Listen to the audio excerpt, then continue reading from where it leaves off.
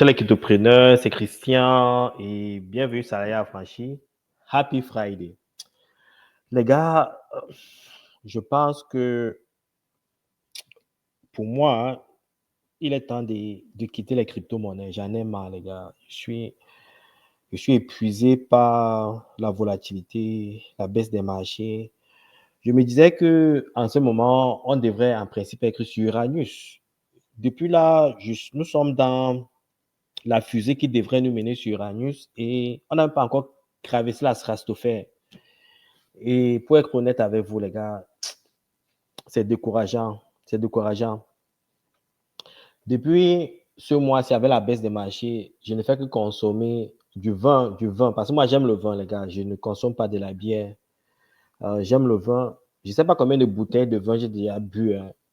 Et malheureusement, même ça ne marche pas. OK? Ça ne marche pas. Mais cette bouteille-ci, je vais la finir ce soir. OK? Je vais la finir. C'est incroyable ce que le marché des cryptos nous réserve ces derniers mois-ci. C'est pas fun, les gars. C'est décourageant. C'est vraiment décourageant. Ah, je sais que je vous ai promis beaucoup de choses sur cette chaîne, mais malheureusement, les choses ne se mettent pas ensemble comme j'avais prévu, quoi. On parlait d'Uranus, on parlait de d'un bourron stratosphérique et je sais pas, je sais pas, je sais pas. Mais néanmoins, une chose est certaine, c'est que moi, j'ai les couilles en acier, ok? J'ai les couilles en acier, les gars. Je vous ai déjà dit, les amis, pour investir dans les crypto-monnaies, pour investir sur des projets qui se lancent dans la blockchain, il faut avoir les couilles en acier, les gars. Et je peux vous garantir, les gars, que j'ai les couilles en acier, ok? Je suis ici pour le long terme, ok? Oubliez-moi ces préambules de peur et tout ça. C'est quoi ça? En passant, je ne consomme pas beaucoup d'alcool. Hein. C'était juste pour blaguer, ok? Il ne faut pas consommer de l'alcool pour noyer vos soucis. Comme disait un comédien camerounais, Kankan, nos soucis savent nager, ok? Donc, on ne pouvait pas les noyer, ok? Les gars, ne vous découragez pas, ok? Ne vous découragez pas. Il ne faut pas, comme je vous dis, tous ces baisses périodiques, toutes ces volatilités en quelque sorte ne représentent que du bruit, ok? Il faut avoir une vision long terme. Tant que vous avez une vision long terme, tout ce qui se passe là, c'est du bruit, ok? Il y a certains qui se posent la question de savoir, Christian, j'ai commencé à investir il y a 1 an, je peux... Non, les gars, la richesse se construit à travers des années et à travers le bull run, ok? Très peu de gens s'enrichissent pendant un bull run, ok? Si je connais par exemple quelqu'un qui me suit, je ne peux pas donner son nom, je pense, pour protéger sa vie privée. Il y a un individu qui a investi pendant le bull run, pendant le début du bull run, 3 000 $, qui, la dernière fois qu'on a échangé, était à 7 000 $, ok? Ça, ça a fait durant 2 et demi, ok? Donc, pendant le prochain bull run, pendant ce bull run-ci, je pense que, comme je vous ai dit, on a encore un choix à 5x pendant ce bull run-ci. Ça veut dire les 7 000 $ là pourraient se retrouver à 35 000 $. Et ces 35 000 $, ce qu'il faut faire, c'est prendre du profit, dépendamment des objectifs qu'on s'est fixés. Supposons qu'on prend sur les 35 000 $, 15 000 $, il reste 20 000 $. Les 20 000 $ pendant le prochain bull run pourront faire 200 000 $. Ça, c'est un fait. OK? Basé sur les expériences antécédentes. C'est vrai que le marché ne se répète pas tout le temps. Il n'est pas toujours certain que l'histoire se répète. OK? Mais néanmoins, c'est une probabilité à ne pas négliger. OK? Donc, il y aura beau, on sera souffrir, les gars. On ira sur Uranus. C'est juste une question de temps. Il faut être patient. Et ceci va se jouer en 2025, début 2026. On sera vers le bien market. Il y a encore des chances de se faire de l'argent dans ce bourron. Ne vous faites pas influencer par des pulsions négatives, ok? Il faut savoir réguler vos émotions et surtout si vous êtes sur des actifs à forts fondamentaux, je vous ai parlé du Bitcoin, d'Ethereum, de Solana, d'Avalanche, des projets qui essaient de résoudre un problème réel. Mais si vous êtes dans les mêmes coins, les shitcoins, je n'ai rien à vous dire, je n'ai aucun conseil à vous donner parce que je vous ai dit depuis le départ qu'il n'y a que 10% de votre capital qui doit être alloué à ces genres de trucs-là. OK? Mais si vous avez dit à 90%, 100% dans ce cycle-là, vous avez perdu peut-être 99% de ces valeurs-là. Vous êtes déjà même dans le bear market. OK? OK? Donc, quand Christian vient ici vous parler, ça fait beaucoup d'expérience. Et vous êtes en train de vivre ça. Et c'est une bonne chose parce qu'il faut traverser cette douleur-là par vous-même pour atteindre une certaine maturité, comme je l'ai fait, comme mon équipe l'a fait. OK? Donc, cool down, guys. Le bourron arrive, OK? Et aussi, il faut comprendre la volatilité est une très bonne chose, OK? C'est pour ça que, malheureusement, je manque beaucoup mon pote Célio, Tigrou sur le groupe WhatsApp parce qu'il partageait beaucoup d'informations macroéconomiques. Malheureusement, on n'a pas le même niveau de compréhension, de compétences. Certaines personnes ne comprenaient pas la valeur de Célio. Il a cessé de poster parce que ça crée en quelque sorte la confusion dans certains esprits. Il a dit qu'il reviendrait pendant le bull run. Ce qui se passe en quelque sorte. En passant, Célio, il y a plusieurs personnes qui m'ont contacté, environ 8 personnes qui m'ont demandé ce qui s'est passé avec toi. Il a dit que tu as juste pris une pause, OK? Célio expliquait avec majesté, OK, OK, la raison pour laquelle on vivait ces moments, ces baisses actuelles, OK. Il expliqué à travers des exemples macroéconomiques. Si vous voulez comprendre les finances, il faut comprendre la macroéconomique, les gars. Et la microéconomique, c'est très important, OK. Mais néanmoins, je vais te donner un petit sommet. Il faut comprendre que la volatilité est votre ami, OK. Plus il y a de la volatilité, plus il y a beaucoup d'opportunités de se faire de l'argent. OK, je vais passer une vidéo rapide de Michael Solos en anglais. Il parle de la volatilité. C'est juste une minute. Un instant, je vais partager cette vidéo.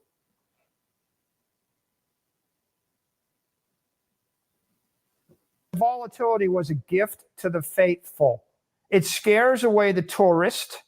It scares away the lazy. It scares away the people that are already conventionally rich, that have all the money. If you're a 20-something or a 30-something and you're willing to do the work, if you're willing to spend 100 hours or 200 hours, if you have more time than money, then the volatility of Bitcoin is a gift to you. If you have more money than time and you're arrogant and egotistical and you just pick the obvious, then if the volatility goes away, you buy Bitcoin. If people in the rest of the world knew what I know and they understood and they agreed with me, Bitcoin would go to $10 million tomorrow. And if Bitcoin went to $10 million tomorrow, I want you to think about how you would feel and how your viewers would feel, because you would lose 20 years of stacking opportunity during which you get to buy at less than $10 million. So the difference between $10 million and 100,000, that's what you give up if the volatility goes away and people start to agree with you.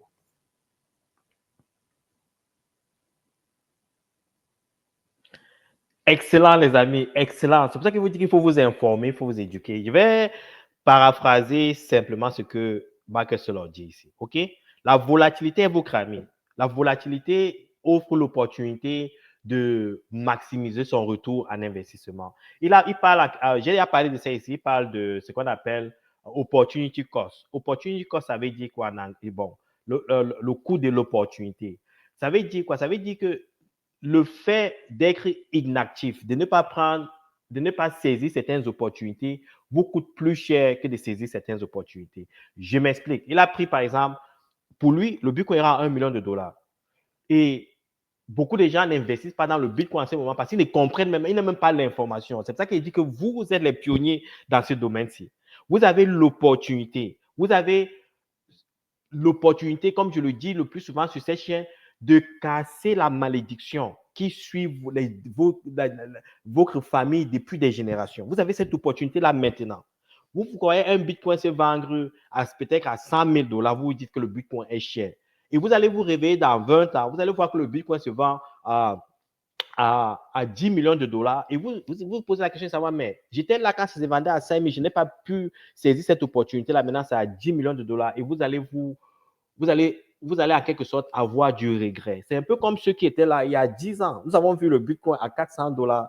Beaucoup de mes amis ont du regret parce qu'ils n'ont pas acheté le Bitcoin à $400 parce qu'ils ne comprenaient même pas l'importance du Bitcoin. Ils n'avaient pas cette vision lointaine. Et il y a même certaines personnes qui ne comprenaient pas, mais qui néanmoins ont pris le risque d'acheter parce que le Bitcoin était volatile. Ça passait de $10 à $400, de $20 à $300, de $250 à $1. Ça avait cette volatilité-là et certaines personnes ont saisi l'opportunité grâce à la volatilité, ne comprenant même pas à quoi servait le Bitcoin et qui sont aujourd'hui des multimilliardaires. Donc, l'inaction est quelque chose qu'il faut éviter parce que l'opportunité, c'est le danger que vous prenez à ne pas prendre le risque. La volatilité est votre ami, les amis. Et c'est ce que Célio, dans les posts qu'il mettait dans le groupe WhatsApp, essayait de vous expliquer. Mais vous ne comprenez rien. Et certains s'attaquaient même à lui. OK? Donc, soyez juste patient. Ayez une vision long terme et vous aurez des retours exorbitants, les amis. Il faut juste, tout ce que je vous demande, c'est juste d'être patient. Évitez les bruits. Et je vous ai déjà dit ici que dans les actifs à haut risque, quelles que soient les crypto-monnaies, et les crypto-monnaies représentent les actifs à haut risque, même au niveau des actions, des stocks, il y a ce qu'on appelle les penny stocks qui sont volatiles et certaines personnes prennent des chances sur les penny stocks parce qu'un penny stock peut faire 1000x. Il y a des penny stocks qui font 1000x. Surtout les penny stocks qui sont liés aux médicaments. Quand le département américain qui approuve, par exemple, la mise sur le marché de certains gros, approuve certains trucs, ça fait 1000x. OK? Donc, ne paniquez pas. Et ceci ce que je dis n'engage que moi, les gars. Vous faites ce que vous voulez. Hein. Je vous dis, faites ce que vous voulez, mais ce que moi j'ai fait, c'est que je suis patient. J'attends. Et je vous ai aussi dit que pour modérer un peu, pour réguler vos émotions, quand vous faites du profit, il faut prendre du profit. Parce que quand vous prenez du profit, vous ne perdez rien. Ce qui reste sur le marché, vous le perdez, vous avez perdu. Donc, c'est pour ça que je dis que c'est pour ça que ça permet, on appelle ça la gestion des risques. Vous faites un 3, 4x, prenez du profit. Vous faites un 5, vous prenez du profit. Vous laissez une bonne partie là pour continuer à faire le travail. Là, vous n'avez pas des sensations de pulsation qui vous mettent mal à l'aise, qui vous font paniquer. OK? Donc, ceux qui paniquent en ces moments, c'est une très bonne chose. Il faut que le marché les élimine totalement parce que c'est ces personnes-là qui, en quelque sorte, créent de la perte sur le marché parce qu'ils paniquent, ils vendent à perte et ils reviennent quand le marché est élevé, ils achètent, ils paniquent quand ils vendent. Il faut que le marché nettoie ces gens, ce qu'on appelle les weak hands, et les smart money vont rester, on va se faire de l'argent. OK? C'est comme ça que ça fonctionne. OK? Pourquoi je pense qu'il y aura le bourron, les gars? Je vais vous montrer un peu certains tweets comment on l'appelle encore? De Raoul Paul. OK? Je vais juste me répéter parce que c'est aussi simple que ça. OK? Tant qu'il n'y a pas de liquidité sur le marché, tant qu'il y a des facteurs macroéconomiques comme par exemple les tarifs que Trump veut imposer sur le Canada, 25%, qui entrent en vigueur en mars, le 4 mars. Nous sommes ici au Canada, les gens paniquent par exemple. Il y a par exemple, Trump dit qu'il va imposer, les États-Unis disent qu'il va imposer les tarifs sur tous les produits. OK? Pas seulement sur, c'était quoi? Tarifs sur, c'était l'aluminium. Oui, du moins, Trump a décidé qu'il va imposer des tarifs de 25% sur tous les produits que le Canada exporte aux États-Unis. OK? Ce qui va se passer, et ça sera le cas pour le Mexique aussi, et 10% sur les produits chinois. Ceci, en quelque sorte, est un message inflationniste. Ça veut dire que ça va créer, en quelque sorte, la hausse des prix parce que les entreprises, les industries qui créent ces produits-là vont repasser le prix aux consommateurs que nous sommes. Donc, ça veut dire que si cette bouteille de vin a coûté $20, quand j'irai acheter la prochaine fois, il faudra que j'ajoute 25% sur ça. Donc, quoi, ça fera environ $25. De $20 à $25, j'espère que mes maths sont correctes, là, les gars. Donc, ça crée un facteur inflationniste. Et les gens ont peur que ça va pousser le prix vers la hausse et ça va encore créer une certaine crise économique. Donc, c'est cette incertitude-là, en quelque sorte, qui fait à ce que ça érode un peu la confiance des investisseurs. Et aussi, le problème géopolitique qui se passe en ce moment entre toujours la guerre entre l'Ukraine et la Russie, ce n'est pas certain que Trump va obtenir en 24 heures un accord de paix entre les deux pays parce que Volodymyr Zelensky et les Européens ne veulent pas d'un accord précipité qui va favoriser la Russie. Donc, il y a tous ces institutions, en quelque sorte, qui viennent éroder la confiance des investisseurs et ça crée de la panique. Donc, tant que le marché, en tout cas, en quelque sorte, je vais sommaire en disant que, je vais résumer en disant que le marché n'aime pas les incertitudes. Ça, c'est un fait. Quand il y a de l'incertitude, les investisseurs paniquent. Les investisseurs aiment quand le marché est serein. OK? Je vais partager rapidement cette page de Raoul, un instant. C'est en anglais. Il dit qu'il y a, en ce moment, il y a beaucoup de bruit sur le marché, OK? Et il y a des narratifs un peu conflictuels. C'est pour ça que je vous dis, à ce moment, c'est bien de prendre du recul, se retirer du marché quand il y a tout ce bruit-là et vous reconcentrer, revenez quand il y a un peu plus de sérénité. La réalité qui se passe en ce moment, je vais juste paraphraser rapidement ce qu'il dit. Ce qui est en train de se passer en ce moment, c'est que les conditions financières sont un peu très restrictives. Et quand les conditions financières sont restrictives, ça retire du marché de la liquidité. Et comme nous sommes dans un marché à haut risque, c'est ce marché est très impacté parce que les gens sortent de liquidité du marché pour se protéger pour des éventuelles crises. OK? C'est pour ça que vous voyez qu'il y a une sortie de liquidité au niveau des produits crypto parce que les gens ont peur des surprises qui pourraient en quelque sorte ralentir le dynamisme de l'économie à travers le monde. OK? Et ce qui est important ici, je vais montrer autre chose. Un instant, ça c'est son post. Un instant. Maintenant, ici, il parle de Global M2. OK, la masse monétaire M2. OK, ça veut dire les liquidités, les dépôts et les épargnes que vous avez au niveau des banques. En quelque sorte, les M2, c'est l'argent qui est facile à avoir accès, comme les liquidités, ou bien des choses que vous pouvez, comme des stocks que vous pouvez vendre et avoir la liquidité rapidement. Ça constitue le M2. Il y a en quelque sorte une relation positive entre cette liquidité-là et le prix du Bitcoin. OK? Quand il y a une impression massive, vous allez voir sur ce chart-ci, plus il y a une impression massive du M2, le prix du Bitcoin augmente. OK? Et vous avez vu qu'à un moment donné, je pense que nous sommes ici en 2000, ça va agrandir ça. Nous sommes ici en 2025, 2024, 2025. Il y a eu, en quelque sorte, une réduction au niveau du M2 à travers le monde. OK? Et puis, vous voyez, de plus en plus, il y a une production au niveau du M2. Le Bitcoin n'a pas encore suivi cette ligne du M2. Nous sommes encore, il peut dire, au début 2025.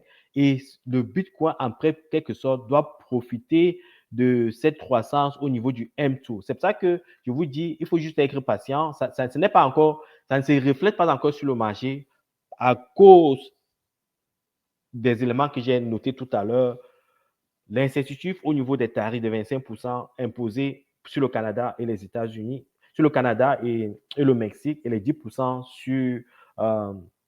sur les produits chinois. Et aussi, Trump menace d'imposer à tous les pays qui imposent les tarifs sur les produits américains de 100%. OK? Donc, tout cet institut crée un peu cette fuite de liquidité sur le marché. Quand il y aura sérénité, vous allez voir, les gars. Et aussi, en ce moment, le dollar américain est en demande. OK? Le dollar américain est en demande. Et tant que le dollar américain est fort, OK, il y aura un impact certain sur le prix des crypto-monnaies parce qu'il y a une corrélation négative entre le prix du dollar et le prix des actifs des crypto-monnaies. Il faut que le dollar soit fait pour que les prix des actifs des crypto-monnaies commencent à prendre de la valeur. OK? Donc, patience, ces éléments se moqueront ensemble. OK? Je vais conclure rapidement avec un autre tweet de Plan B qui... Non, je vais continuer avec Raoul Paul. Un instant, je vais retrouver sa page.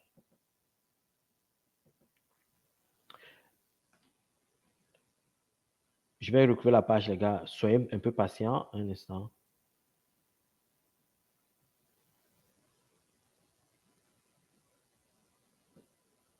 Je dois retrouver la page un instant. J'ai trouvé le tweet, c'est ça ici. Je vais vous l'interpréter. Bon, en 2017, OK, ce qu'on est en train de voir en ce moment, c'est produit en 2017. OK? Ce que Raoul Paul dit ici, c'est quoi? Ce que Raoul Paul dit ici, un instant, je vais agrandir l'écran pour que vous voyez bien. 2017. Et comme je vous le dis toujours, il n'y a que la patience, les gars. Il faut être extrêmement patient. Learn patience. Si vous parvenez à réguler vos émotions et vous apprenez la patience, vous aurez grandi psychologiquement au niveau des investissements, les amis. OK? Ça, c'est en 2017. OK? Ça, c'est ce qu'on appelle macroeconomic structure. OK? Le Bitcoin avait connu en quelque sorte une appréciation de 5x. OK? Et après, ça a eu un pullback. Et ça a duré entre 2 et 3 mois avant de réatteindre les nouveaux all-time high. Et pendant cette période-là, il y a des altcoins qui ont connu des baisses de 65%, qui ont des corrections de baisses de 65%. Tout ce qui se passe en ce moment, c'est du bruit. Et si vous regardez au niveau du chart, OK, ça c'est le chart de 2017, OK, vous regardez par exemple en janvier, et nous sommes en quelque sorte, cette période ici représente exactement la même période où nous sommes ici en 2025, OK? Ça, c'est la période de 2025. Supposons que nous sommes ici en 2025 et nous sommes en janvier, en avril. OK? Il y a des baisses de moins 27% au niveau du prix du Bitcoin. Pour certains altcoins, moins 35%. Vous voyez cette baisse-ci. OK? Et après, qu'est-ce qui se passe de mai, juin, juillet? Il y a eu une appréciation d'environ 37%. OK? Et après, il y a eu une petite correction de moins 38%. Et après, il y a eu une appréciation. Après, il y a eu une correction. Donc, il ne faut pas, et vous voyez, le marché continue à aller vers la hausse. Il y a des baisses, il y a des appréciations, il y a des baisses, il y a des appréciations. Et c'est comme ça que le Bitcoin atteint 20 000 $.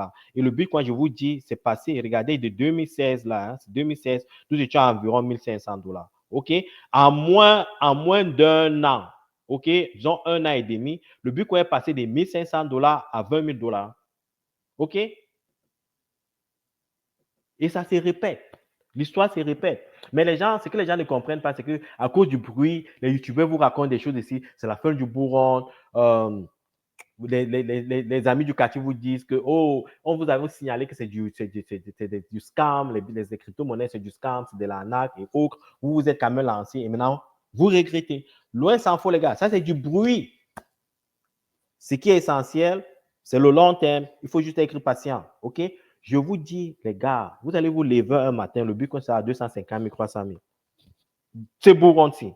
OK?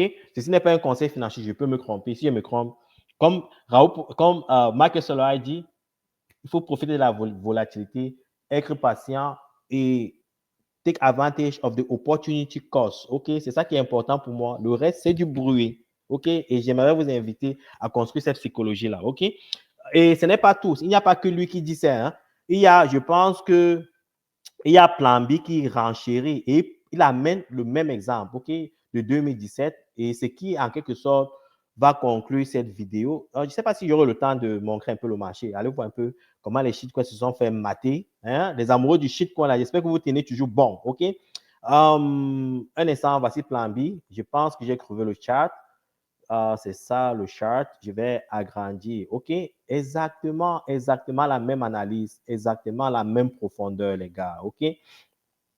Periodic reminder 2016-2017, bull market, recurrent bull market mimic. C'est en train de reproduire 2025, en quelque sorte, est en train de reproduire ce qui s'est passé en 2000, 2016, 2017. OK? Vous voyez, avec des baisses de moins 35, 38%, 38%, il y a des hausses, ça baisse, ça monte, ça baisse, ça monte. Et ça, ce qui est curieux, c'est que plus ça baisse, plus ça rebondit. C'est comme une tisse. Vous tapez la tisse, plus vous tapez la tisse fortement, plus ça remonte. OK? Cette baisse-là, en quelque sorte, donne de la puissance au Bitcoin pour remonter vers la hausse. OK? Et c'est comme ça qu'on s'est retrouvé à 20 000 $. On est passé de 1 500 $ à 20 000 $ en quelques mois. OK? La réalité se reproduit en quelque sorte, les gars. C'est pour ça qu'il faut juste être patient. Il faut être patient. C'est juste la dose de motivation que je voulais vous donner. Et ce vin-ci, je vais la consommer tout à l'heure avec ma mère et mon épouse. OK? Et puis, on va passer du bon temps pour célébrer la vie, la santé ou autre. Pas pour pleurer du bien, Marc, les gars. Au contraire, comme je vous ai dit, c'est pour célébrer la volatilité. OK? Entre-temps, je vous souhaite un bon week-end. Je vous souhaite bonne santé. Et si vous avez des questions, vous savez comment me joindre. Ciao!